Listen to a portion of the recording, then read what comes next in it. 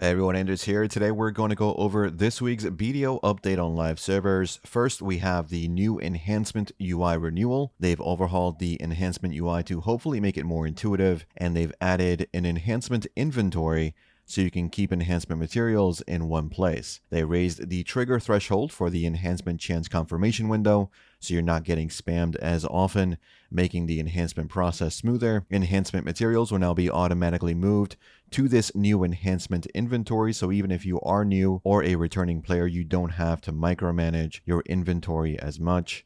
Good change overall, I think, especially for the direction of simplifying the game a little bit, though I know enhancement in general is not a mechanic many newer players like. The new UI has different sections. You can select to use those related items. You have the enhancement chance area that allows you to add items that increase the enhancement chance. This is, for example, for items like Advice of Valks and Valk's Cry. The protection area allows you to select items that prevent enhancement level drop, so things like cronstones and hammers. The extract area allows you to convert the current enhancement chance into an item. You still need those blacksmith books to do this, however. Kafris enhancement is also available through this new UI, and as always, you can skip all the animations by toggling the option in the enhancement UI window. For inventory, any eligible items you obtain from now on will automatically be stored in this inventory. There is no weight restrictions for this, but there are a max of 192 slots. If you want to process enhancement materials, so making sharps into the greater concentrated ones, you first need to move them to your normal inventory and then process them. This is a limitation with how they managed to design this mechanic. Any enchanted scrolls you owned before this update have also been removed and replaced with Advice of Valk's items of the same enhancement chance. Enchanted scrolls are no longer in the game, so any rewards that used to give you enchanted scrolls will now give you Advice of Valks. Good change for newer players. For class balance this week, we have some bug fixes to Lan, Ninja, Nova, Wusa, and Wukong, and one change for Teamer's scratch ability. They have unified the key commands for performing scratch forward while airborne to the RMB input. So after using Prime Moonlight Strike, holding WRMB now combos into Prime Lightning of Earth. Releasing the W key allows the skill to be activated while airborne. Trial characters also received major changes this week. They have added an updated gear set finally. Levels for trial characters are also now at level 62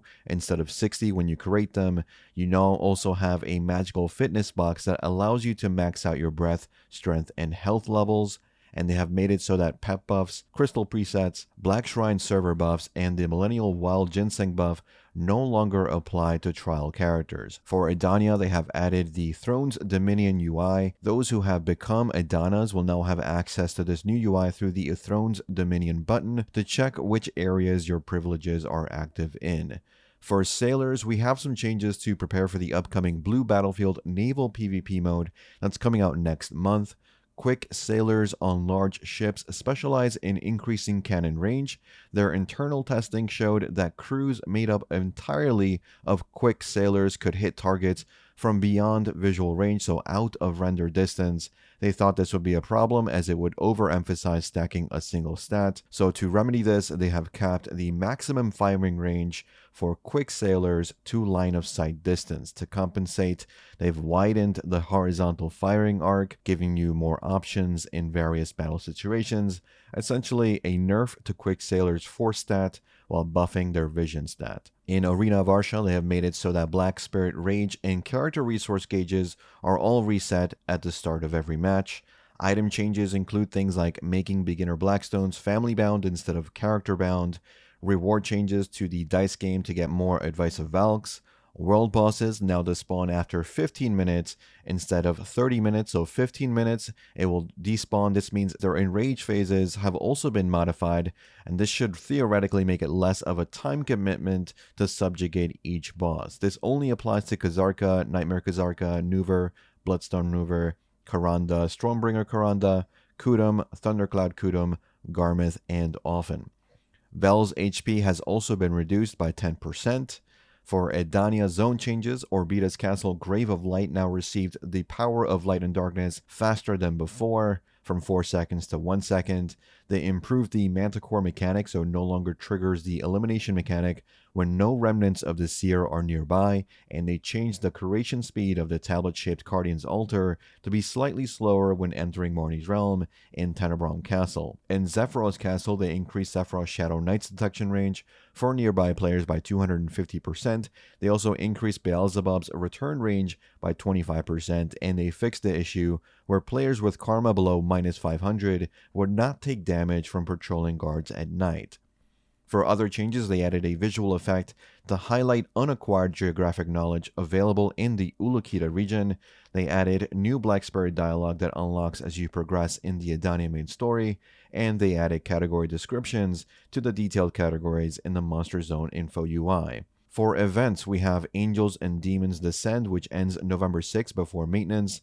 You have to speak to the Black Spirit to start this event questline, and you will then be rewarded with Spooky Pumpkin Seals, which are the event seals. You can choose to fight either the Angel boss or the Demon boss each week, and you will get blue titles depending on which weekly you choose. You can obtain both titles by simply choosing the opposite quest the following week. Each boss will reward you with a box that contains more event seals, enhancement items, and additional RNG rewards. After that questline is done, you can then speak to Marnie once more for another weekly quest at Bertali Farm.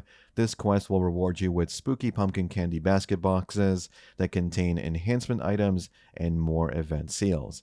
There is a daily login reward of 20 event seals for playing for at least an hour every day, and there will be a pumpkin ghost event that can occur while you grind that will give you the event buff, enhancement items, and more event seals. These seals can be used through the Managed Currency UI and offer the usual items plus the Halloween decor furniture items. In the Pearl Shop, we have the new Halloween outfits Angelion and Daimonis. Each one has 2 sets for male classes.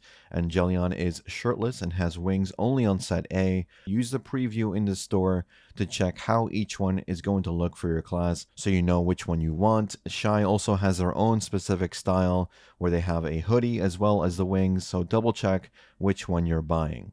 That's all for this one. Tomorrow we'll have the Global Labs update video on this channel.